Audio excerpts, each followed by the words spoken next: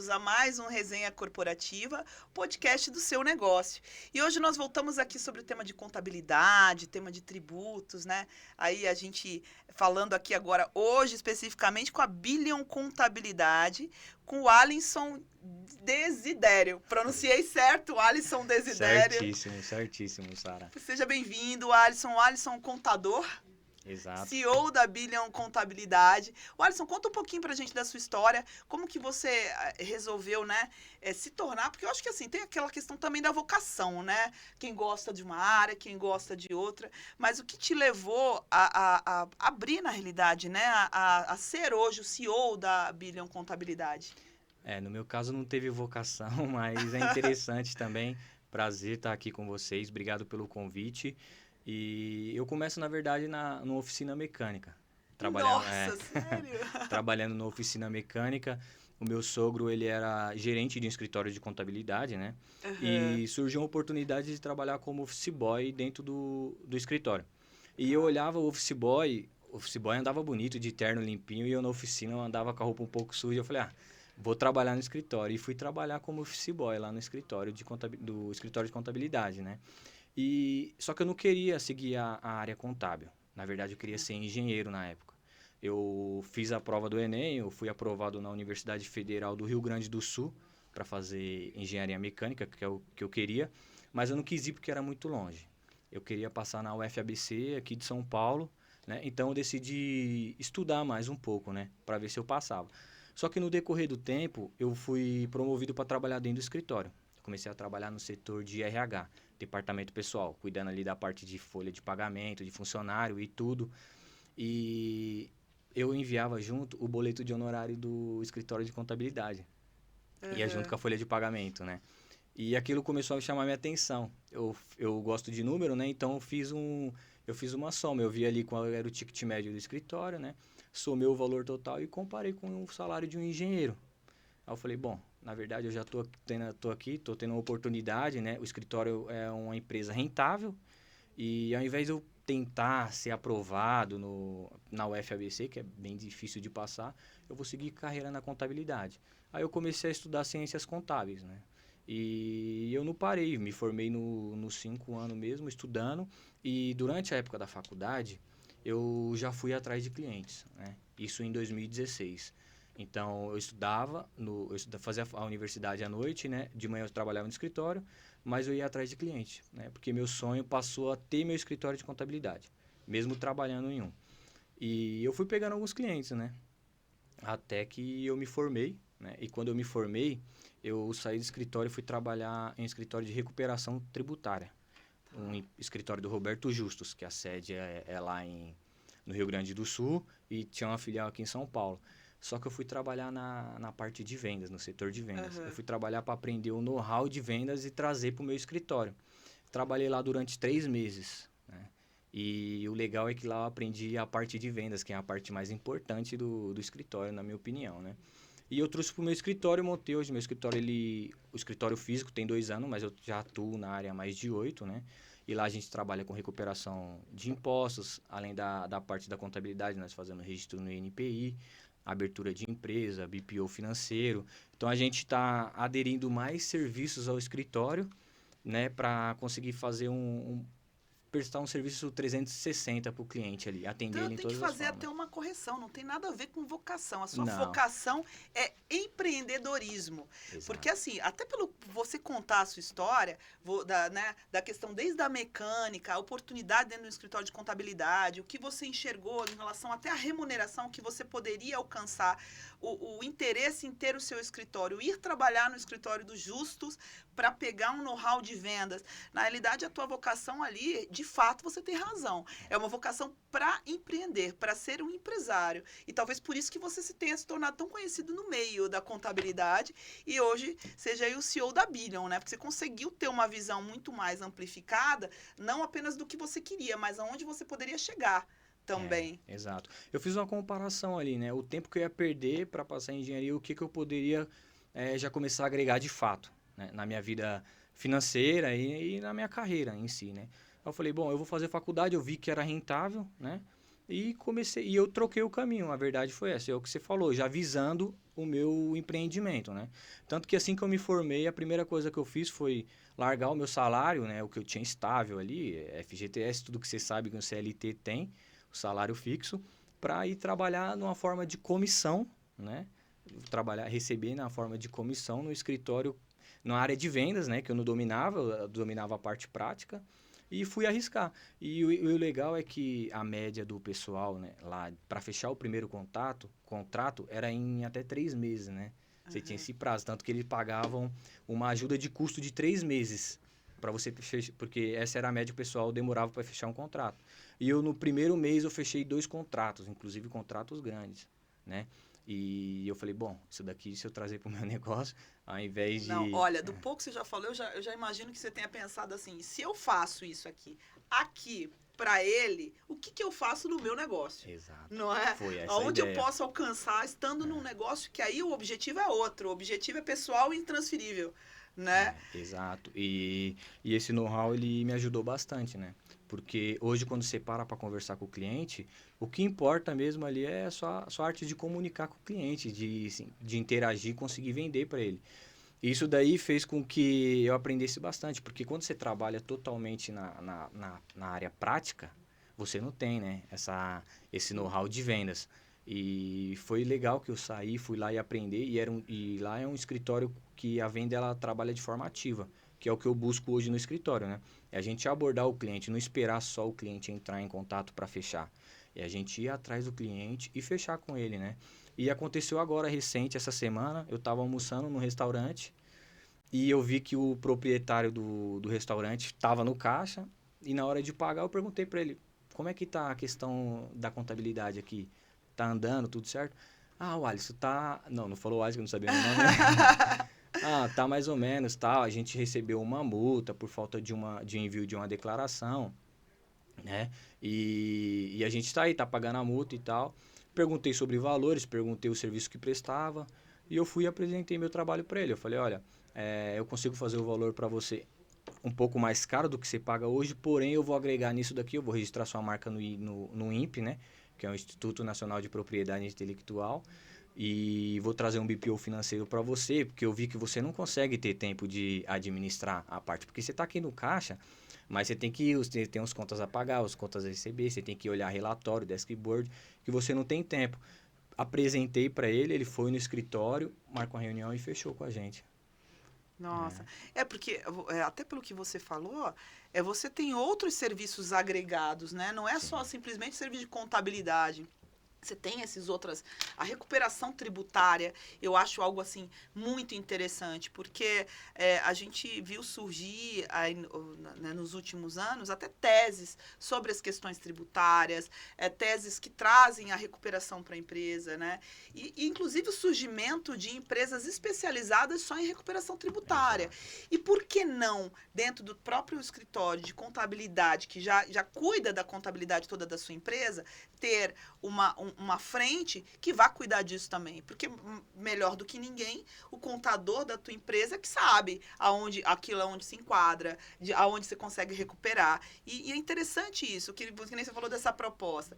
Eu já registro a sua marca. Então, você acaba agregando uma série de serviços para o teu cliente, onde ele vai ter menos trabalho para gerir ali, pelo menos nessa linha, ele não vai ter essa dor de cabeça, ele já está transmitindo isso para você, Isso. né? Porque a contabilidade, o contador é a pessoa mais, a pessoa que o empresário mais confia. Uma empresa de recuperação de impostos, quando aborda um cliente, a primeira coisa que ele fala é: vou consultar meu contador, vou perguntar para ele. Quando você vende registro de marca, que nem a gente vende também, a primeira coisa que a pessoa fala é: vou consultar meu contador. Então, por que não, dentro do escritório, a gente não trazer uma gestão 360 para ele ali do negócio dele, Uhum. né? E atender ele em todas as demandas que ele precisar. Então, esse é o nosso objetivo. Então, por isso que a gente agregou esses serviços que fazem, que é para empresários, né? Que é para a empresa, a gente está tentando trazer, e a gente trouxe para o escritório. Inclusive, agora no próximo semestre, eu vou começar direito, porque a gente quer trabalhar também com a Legal. questão de contratos, de uma assessoria jurídica, até na área judicial, não só na parte ali na esfera administrativa, né? Então eu vou começar a estudar direito também justamente para isso, que é blindar o cliente de todos os lados, né? Para ele ter confiança, porque ele já confia na contabilidade, Jurídica e né? fiscal, né, na Jurídico e realidade. fiscal, verdade. Porque a gente trabalha com recuperação só na parte administrativa, né? Tá. Não na parte judicial. Então a gente quer expandir para essa área também, entendeu? Não, e tem muito isso, né? Na área judicial, eu atuei em algumas questões, assim, de recuperação, né? E você vê esse surgimento de teses, e você vê essa questão, às vezes, da dependência do próprio jurídico, a dependência do contador, porque ele precisa do suporte ali imediato. E a contabilidade, de uma certa forma, ela é o coração da empresa. Se a contabilidade errar, isso causa um dano, causa um problema, inclusive, para o jurídico também. E essa questão toda do agregar é ótimo. Porque, assim, eu já vi algumas questões, tipo, mudanças de alíquota, né?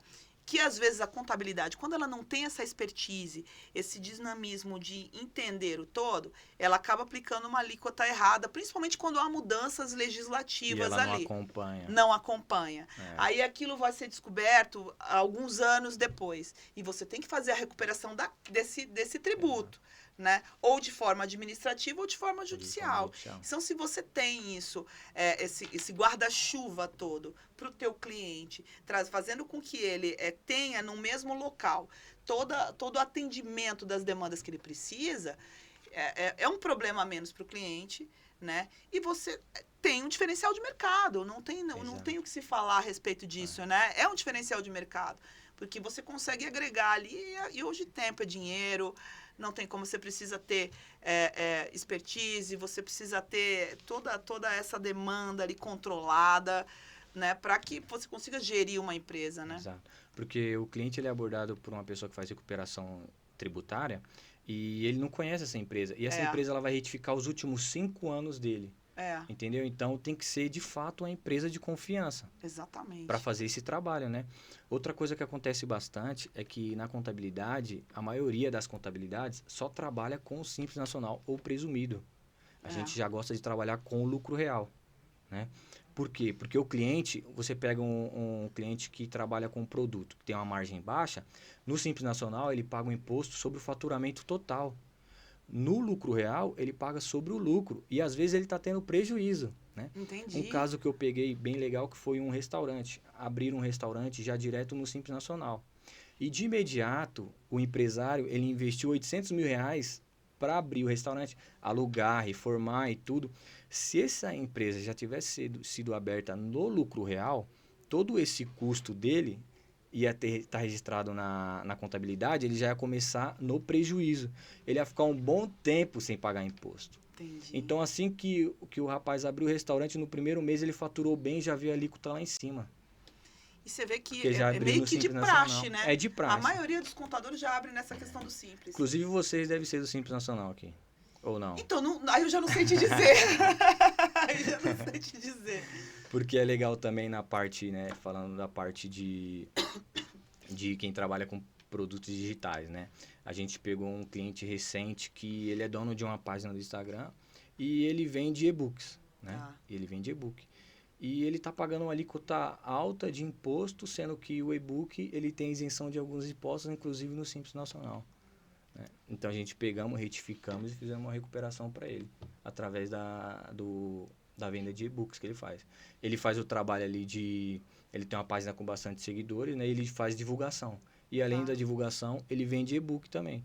E a gente está fazendo um planejamento tributário para que a venda final seja o e-book para ele ter uma isenção e pagar Que menos impostos. interessante. Alisson, então você também já de cara apresenta para o seu cliente um planejamento tributário. Exato. Que na realidade o que você estava até colocando com relação a o Simples Nacional, não entrar pelo Simples, se fosse pelo lucro real, ele já começaria não pagando imposto, isso tudo. Não foge da questão de ser um planejamento tributário personalizado para aquilo que você enxerga daquele teu cliente, daquela empresa, a necessidade dela, como enquadrar para que ela pague menos impostos. Acho que é mais ou menos isso, né, o foco.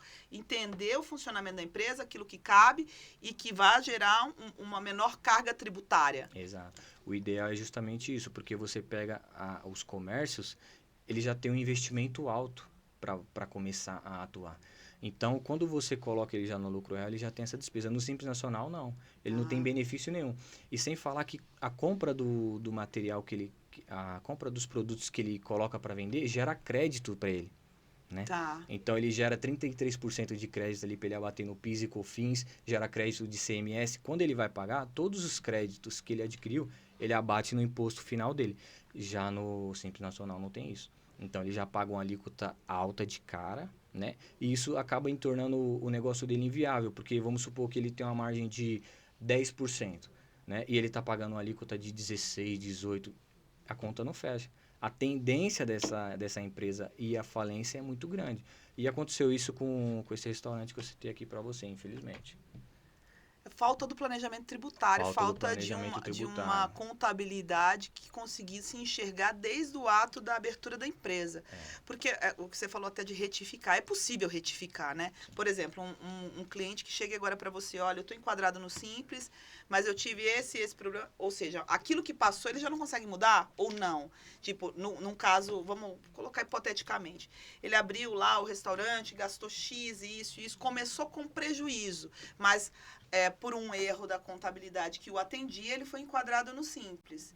É possível fazer essa retificação retroativa ou não nesse caso? A retificação dá, porém ele não consegue trocar de regime, ele não vai conseguir o benefício. Entendi. Não dá para voltar e trocar o regime. O regime você só troca no início do ano ou se você já tiver para estourar o faturamento do regime. Tá. Então, no caso dele, não deu para fazer essa troca, entendeu? Agora você pega, vamos supor, saiu a LC 192 de postos de combustível que isentava PIS e COFINS na venda de combustível. Se ele já está no lucro real, você consegue fazer essa retificação do imposto que ele pagou e recuperar, entendeu? Porque ele já está no regime certo. Entendi. Entendeu? Já no Simples Nacional, Valécio, então não dá para fazer recuperação no Simples, dá. Você pega a farmácia. Alguns produtos que a farmácia vende têm isenções de PIS e COFINS, porque são produtos monofásicos. Quem paga o imposto é o primeiro da cadeia, ou seja, a indústria. Então, Sim. você pega o produto ali da parte de beleza, todos os impostos de PIS e COFINS já foi pago pela indústria. Então, qualquer um que venha revender depois, né, o varejista e quem vende para o consumidor final é isento desse imposto. Porém, o que você tem que fazer? Você pega uma farmácia que tem 20 mil produtos. Você tem que segregar, você tem que calcular os impostos por cada produto. E a maioria não faz isso, né? Joga o faturamento total no Simples Nacional e a empresa ela paga um imposto sobre o faturamento total. Não faz essa segregação. E é aí que entra a recuperação. A gente pega, analisa os produtos que têm isenções e recupera somente desses produtos que têm isenções. Porque uns têm e outros não têm. Entendeu? Entendi. Que é aquela coisa que eu acho que o que mais acontece é a lei do menor esforço, né? Joga tudo dentro do mesmo Joga pacote, tudo, fica mais fácil. porque tá fácil.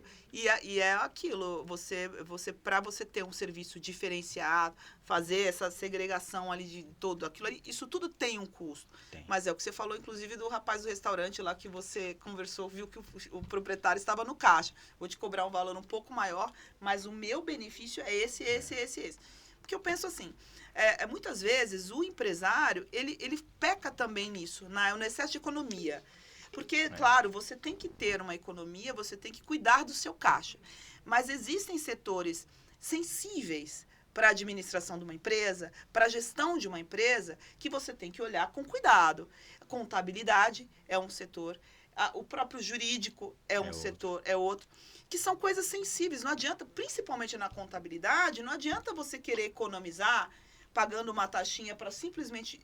eu quero me enquadrar no Simples que eu vou pagar X só para fornecer declarações e, de repente, você criar uma bola de neve que lá na frente vai te levar à falência. Verdade. Né? Exato. Então, é isso. Eu acho que o serviço bem feito, a expertise, tem que ser valorizada também. Né? E isso gera muito mais benefício para o empresário e lucro. Talvez por isso o nome da sua contabilidade seja Billion. E o nome Billion é uma meta que a gente tem, que o valuation da empresa chega a esse valor. Legal, de bilhão, legal. entendeu? Falei para Então, vocês, gente, que a essa vocação é a meta. dele era empresário de sucesso. Eu tenho um compromisso com a verdade, né? Então, justamente eu falei para você que eu nem imaginava em trabalhar em contabilidade. O que me levou foi, de fato, ver que era um negócio rentável, né? Então, hoje eu tenho um cliente em Manaus, em Olinda, no Pernambuco, em João Pessoa, Rio Grande do Sul, São Paulo. aqui em São Paulo eu consigo atender o Brasil inteiro, entendeu? Sim. Então, é um negócio que tem escala, né? É um negócio que tem escala, um custo baixo, porque eu tenho uma sala, pessoas e tecnologia. A gente tem... A tecnologia ajuda exato. muito, né? Nós temos sistemas que rodam algumas rotinas automáticas, que faz com que o nosso time consiga focar no que realmente importa, que é assessoria para o cliente. Que ele manda mensagem precisar de alguma informação, a gente atende ele na hora. Porque quando você está preso na operação, você não consegue dar atenção para o cliente, né? E o cliente não vê, o cliente não, nem chega para o cliente, você entregou um ECD. Ele nem sabe o que é isso, né? Isso faz parte da nossa rotina, mas não chega para ele. Ele vê valor no quê? No atendimento rápido e na assessoria, que é o planejamento tributário. Que é ele vir pagando a alíquota de 18%, 20% e você baixar para 8%, 9%.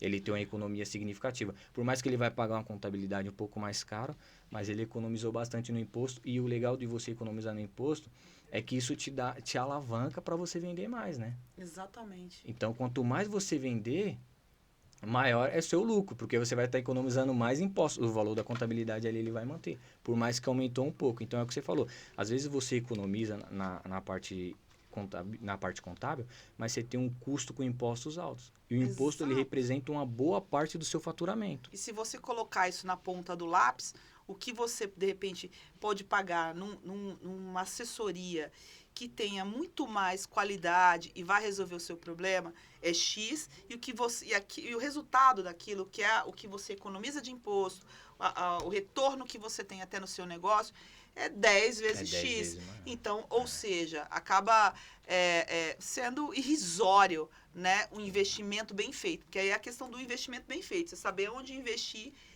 nos lugares sensíveis, nas questões E o sensíveis. legal é que a gente acompanha o cliente desde o começo. A gente abriu o CNPJ dele, a gente já avisa ele, ó, a gente tem que registrar sua marca no INPE, né? Para você não ter problema lá na frente, porque a maioria não registra. As pessoas acham que só pelo fato de você ter um CNPJ aberto, ele tá registrado na junta comercial, isso já dá o direito de você utilizar a marca. Só que não é. O registro da marca ela tem que ser feito no INPE. Ele que te dá o direito do uso exclusivo. Então, já no começo, a gente já orienta o cliente para ele não ter problema lá na frente, né? Tem uns que preferem não registrar por conta do custo, mas acaba tendo problema lá na frente. E esse problema ele é grande, né? Porque se você pega uma empresa, por mais que o seu CNPJ seja mais antigo e alguém registrou primeiro, o direito é de quem registrou primeiro. Não importa se você tem 10 anos a mais, 5 anos a mais do que quem registrou. E essa pessoa, ela pode até notificar você e fazer com que você troque o Mude seu a sua nome. marca, vou ter que fazer Então, todo um se você reposicionamento investiu, de marca. exato, se você investiu em brand, em marca, em logo, né? Tudo você vai ter que fazer essa alteração novamente, por conta de uma economia que você quis fazer lá na frente. É isso aí. O Alisson, olha, muito legal. Eu acho assim, eu fiquei sua fã, viu? Porque Obrigado, mudou o Sara. meu conceito sobre vocação aqui, de verdade. Porque, não, é a questão assim, eu vi que você é um cara visionário mesmo. Você enxerga coisa lá na frente, algumas casas na frente, como um jogo de xadrez mesmo. Algumas casas na frente, o que eu preciso fazer para o meu negócio, aonde eu posso chegar, o que é interessante. E isso, na realidade, essa sua estratégia até de crescimento da sua empresa, ela reflete automaticamente no seu cliente, porque você quer fazer o melhor para chegar no teu objetivo. Exato. Então, é muito interessante isso. Nossa, fiquei tua fã aqui. E eu falo para o nosso cliente que a gente acaba estar no mesmo barco, né? Se ele pega e surfa uma onda legal, eu surfo também, porque quanto mais ele cresce, também? exato. Quanto mais ele cresce, mais a gente cresce também, é automático. O faturamento dele aumenta, o nosso vai aumentar proporcionalmente, porque aumenta a nossa responsabilidade perante o serviço para ele. Entendeu? Então, o nosso objetivo é isso, é ajudar nosso cliente, né? Toda essa parte burocrática, a gente cuidar, levar os números para ele, para que ele venda cada vez mais, entendeu? Eu fui numa reunião semana passada que o contador antigo da empresa, que é a empresa que trabalha com importação, empresa grande, pediu para segurar as vendas, porque ia passar para uma outra faixa tributária do Simples Nacional, que ia aumentar a alíquota. Eu falei, não existe isso. Como que eu vou orientar você a segurar a venda? Pelo contrário, comigo eu te incentivo a vender mais. entendeu? Eu vou passar você para o regime correto, que seria o lucro real, e lá você tem que vender mais e procurar faturar mais. Como assim eu vou prender você de faturar? Exato, é. E essa contabilidade fez com que o cliente abrisse 5 CNPJs, né? Ou seja, já parte para uma parte de crime fiscal mesmo, tentando fazer uma manobra que não é legal, né? A gente pode trabalhar com mais de um CNPJ sim, mas porém tem que ser um planejamento tributário feito da forma correta, que senão dá problema. E eles abriam 5 CNPJs para trabalhar no mesmo segmento, no mesmo local, só pra para tentar ter o pagar faturamento menos. diluído, né? E continuar numa alíquota menor. Se tivesse feito a coisa correta, não precisava de nada disso, Não né? precisava. Imagina a gestão de 5 CNPJ, cada um no nome de uma pessoa, cada um com uma conta bancária. Isso não existe. Falei para ela, não, vem para cá, nós vamos organizar, você vai trabalhar com 1 ou 2 CNPJ no máximo, no lucro real e vai pagar imposto sobre o seu lucro, É isso que aí. isso é o que importa. É isso aí. Alisson, muito obrigada pela sua participação. E quem quiser entrar em contato com a Billion Contabilidade, qual que é o endereço de vocês? Acho que a gente até falou no início, né? Nós estamos aqui no bairro da São Judas, né, na rua Professor Aprígio Gonzaga, número 78. Tem meu Instagram também, o Alisson Desidério, o Instagram da contabilidade, Billion Contabilidade.